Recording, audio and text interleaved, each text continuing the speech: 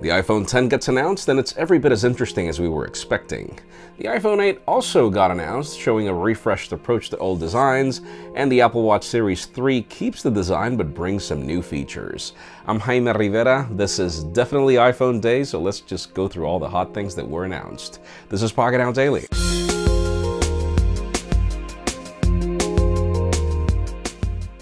The official news today are actually everything except this piece, which is the only non-Apple news that we got.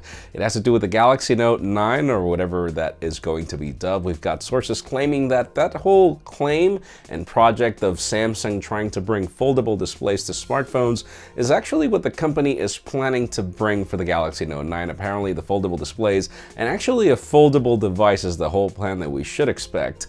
And that's actually a good thing, as, you know, the fact that the Galaxy Note 8 is a great phone but looks a lot like the S8 is kind of getting boring. Let's see what we get. Now let's move the spotlight over to Apple and leave the spotlight at Apple for everything else. Apple just announced a new Apple TV that now supports 4K. Not exactly sure what took Apple so long to support the standard, but yeah, 4K HDR, in addition to pretty much every single HDR standard, is being announced today. And if you purchase the iTunes movies in 1080p, you actually now get them upgraded for free to 4K, which is also great.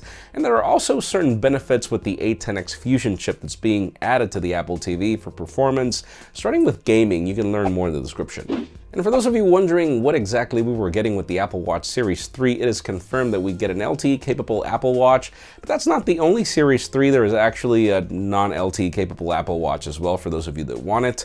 And the benefits are actually a couple, starting with the fact that Siri now responds to you, the fact that Apple Music now streams everything to your Apple Watch if you want to, the fact that, again, because you have an LTE-capable Apple Watch, you have that benefit that you don't need to be carrying your iPhone, but it actually ports the phone number from your iPhone to your Apple Watch, which is actually also cool. You can learn more about the benefits in the link in the description. The price tag is actually not any more expensive, which is even better. And how about if we cover the iPhone 8 and iPhone 8 Plus? Sure, they look a lot like last year's iPhones, but they bring a couple of benefits that are significant, starting with the glass backs now supporting wireless charging, and it's actually the Qi standard, which is great, not something proprietary from Apple. In addition to that, we also get benefits like better 12-megapixel cameras with a refreshed sensor. It actually includes this new lighting feature for portrait mode, which is interesting. In addition to that, we also have this new 811 Bionic chip that brings this whole neural benefit that's actually only taking advantage of with the iPhone X that we're about to talk about.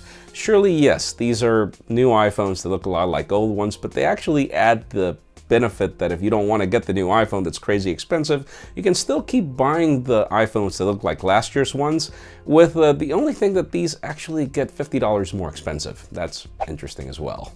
And finally, the very hot news today have to do with the iPhone X. I was watching the event and I was like, Apple, there has to be one more thing, and there was. The iPhone X is apparently going to be the future of smartphones, and it makes sense. I mean, if you look at it, it's all display at the front. That's the way smartphones should be. And we've got a 5.8-inch OLED True Tone display that's Super Retina, in addition to the A11 Fusion Bionic chip, and I'm even getting confused.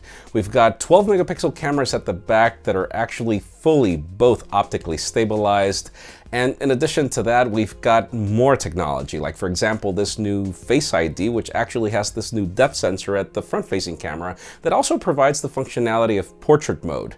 In addition to that, the home button is dying. We've got the benefit of a swipe gesture to be able to use that as the home button.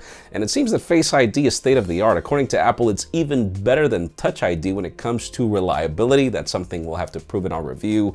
There's just so much with this iPhone X that we cannot wait to get our hands on it. Surely it's crazy expensive, but with the price tag of every other flagship phablet right now, it kind of makes sense, and it leads me to the question today. I mean, what do you think? What do you think about the iPhone X?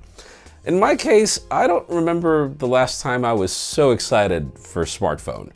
Obviously, we will review it, we'll let you know more, but I will tell you this much, I can't wait to give it a try. Leave us a comment down below, we would love to know your opinion. Friends, you know the way it goes. If you want to get the news earlier before the video was filmed, follow us on Pocketnow.com and subscribe to our channel as well for more videos like this one. You can also follow me on Twitter, Jaime_Rivera, or on Instagram at Jaime Rivera.